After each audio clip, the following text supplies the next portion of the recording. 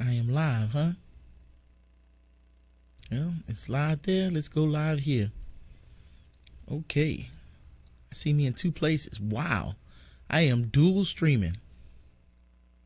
Let's see. Facebook come up. YouTube is up.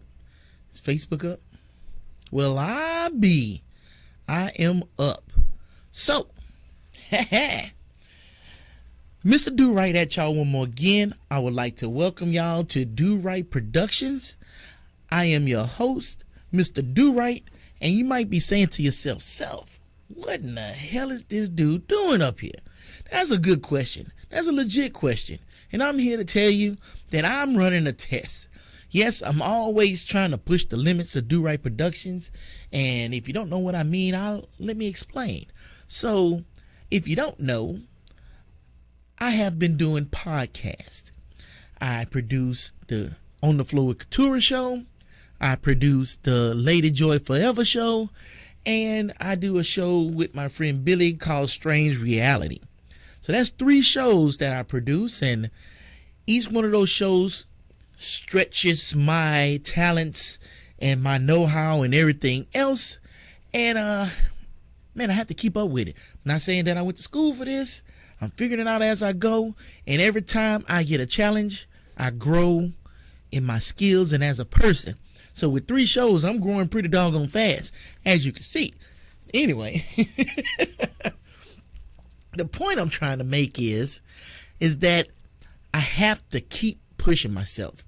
And today, the thing that I'm pushing myself with is doing a simultaneous streamcast or streaming to 2 different platforms. So right now as I speak, I am broadcasting live on Facebook Live, and I'm also broadcasting live on YouTube. I didn't know if I could do this. I didn't know if I had enough bandwidth or not. I've never even tried it before because I thought it would crash and burn. Lives would be lost. The State of the Union would be in shambles. Cats and birds living together. Disaster. But so far, so good. I'm looking at it because I got to control all of this. I'm a one-man band. It looks like it's pretty good. YouTube is in the green, which I'm surprised, and Facebook looks like it's running pretty good. I think I've honed in on the settings that I need. So that's why I am on here live today. Well, that's one of the reasons. The second reason is I got a new camera. I wanted to see how it looked, but I also wanted to see how it looked live. I can record something all day, but if I'm going to use it for a live broadcast, I might as well see what it looks like in a live broadcast. Now, I finally graduated up to a professional camera. Finally, I'm no longer using, a high-end, I guess you could call it consumer camera. And now I've moved up into the professional grade, even though it's not brand new 2017. It's new to me. That's all that matters. It's new to me. It's got some scratches on it, but it's still a Mercedes. So I am totally excited about that. And so far, so good. What I see, it looks like the camera is good. The audio should be good because I got this microphone right up in my face. It's a good microphone. It's something that people don't understand. If you have watched my shows, you'll see that they have the microphone right up in their faces. And sometimes you'll hear echo. Now, I have tried to combat this, but certain things are in play that I have no control over. One is the studio. The studio is not that big. And since the studio is not that big, everybody's right up on each other.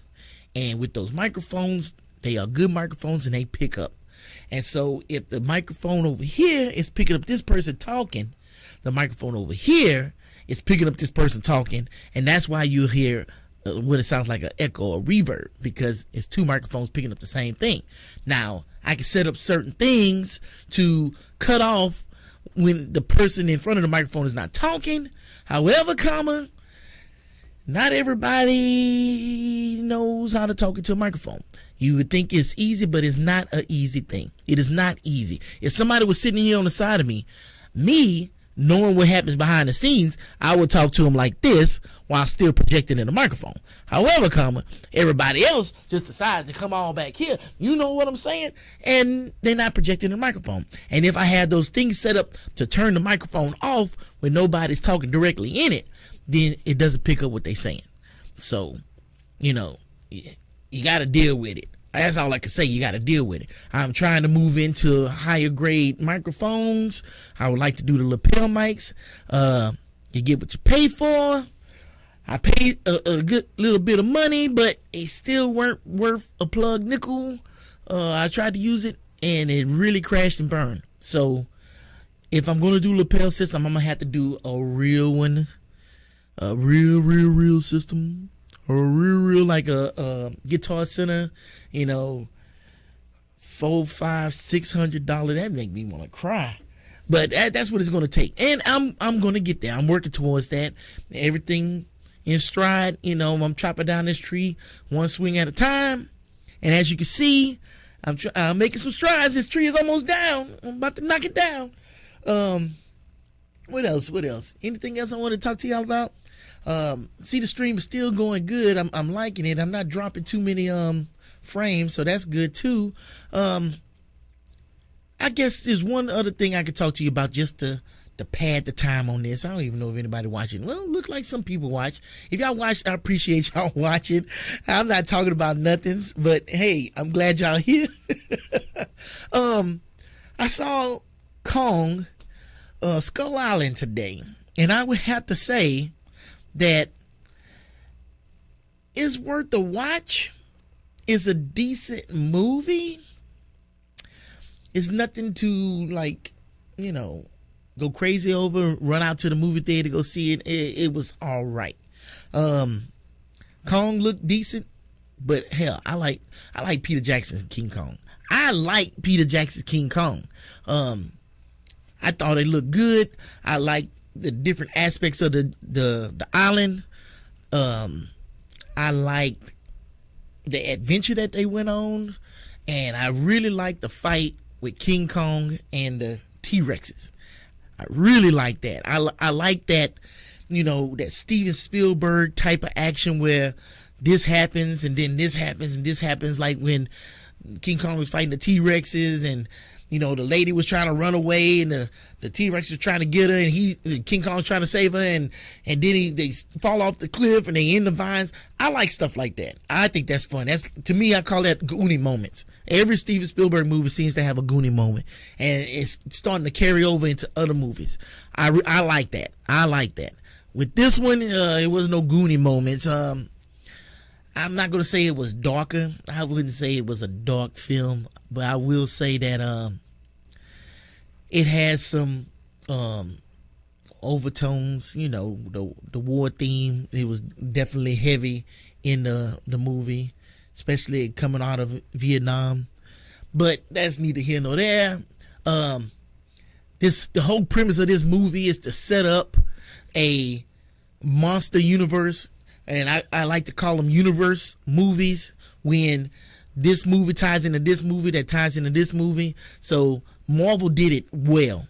They've done it well. I mean, Alien versus Predator kind of did it before that, kind of loosely. But Marvel has done it good and they have succeeded with it. DC's trying to do it. Now Warner Brothers is trying to do it with Godzilla and King Kong, and that's basically what they setting up. This movie came out to set up the whole universe. Now, for what I understand, Godzilla didn't come out like that. They just came out with Godzilla, but then somebody had a bright idea. It's like, man, I know how to make a shit ton of money, and they said, well, shit, let's make some money, and here we go. Same thing with Universal with their movie Monsters. So the Mummy is getting ready to come out. Then I heard there's a Dr. Jekyll and Mr. Hyde movie, and I'm sure there's going to be a Frankenstein movie and another Wolfman, and that's going to be all one universe. And I guess there'll be another Dracula. I don't want to see no more Draculas. I'm just saying. Now we starting in the age of universe movies, and I think it kind of I think it kind of sucks. I mean, I like Marvel, and I like how everything is tied in. And it's a continuation of a story and characters that you know, but that happened over time. Looking at this Kong movie, you know, the characters in it, I don't really know, and I don't care, and I don't know. They didn't build upon anything, you know, so I don't have anything invested in them. You know, the people that died in the movie, they died. No, sorry, you know. But when something happens in Marvel, even though the guy that's on Agents of S.H.I.E.L.D., when he died, I didn't really care. Then they brought him back, so really there's no consequences to nothing that happens in the movie. So why care about the characters? But regardless, I like Marvel. I like what they're doing. I even like the tie-ins with the Agents of S.H.I.E.L.D. and the shows that comes on Netflix. I like that. So I like this bigger story. I like the Easter eggs in it where they reference something from the movie in the television show, or they reference something in the television show from the... Wait a minute. What did I say? Bear with me. I don't know. I think I just had a brain fart. They reference stuff from the movie in the television show, and they reference stuff from the television show in the movie. There we go. Now, well, let's clear the air because I funked it up in here. But regardless, the movie is worth a look. You know, I highly suggest just waiting for it to come on Redbox, stuff like that. Stream it at home. If you got a good surround sound system, you'll enjoy it because King Kong screaming at everybody. Every time you look up, he's screaming. He's screaming. You know, I don't even think Godzilla screamed that much, but who knows? Who knows? I mean, if there's a movie that you need to go to the movie theater to see, and I won't say Logan. I enjoyed Logan too. You know, a while back I put out a video talking about not Magnificent Seven. Damn, I already forgot the name of the movie that quick. John Wick 2. How they were just killing way too many people. Seeing Logan killed a lot of people, but you know, it made sense. I mean, you already know this about Wolverine. He had reason to do it. He had motivation to do it.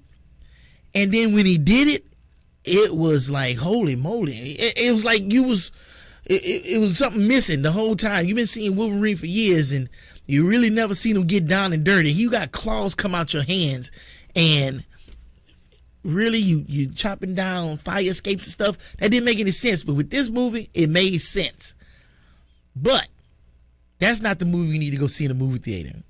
If you're going to see a movie in the movie theater here, like in the recent days, you're going to think I'm crazy as hell. The Lego Batman movie. I tell you what, that's a damn good movie. That's a damn good movie. I enjoy that so much to where I want to see it again.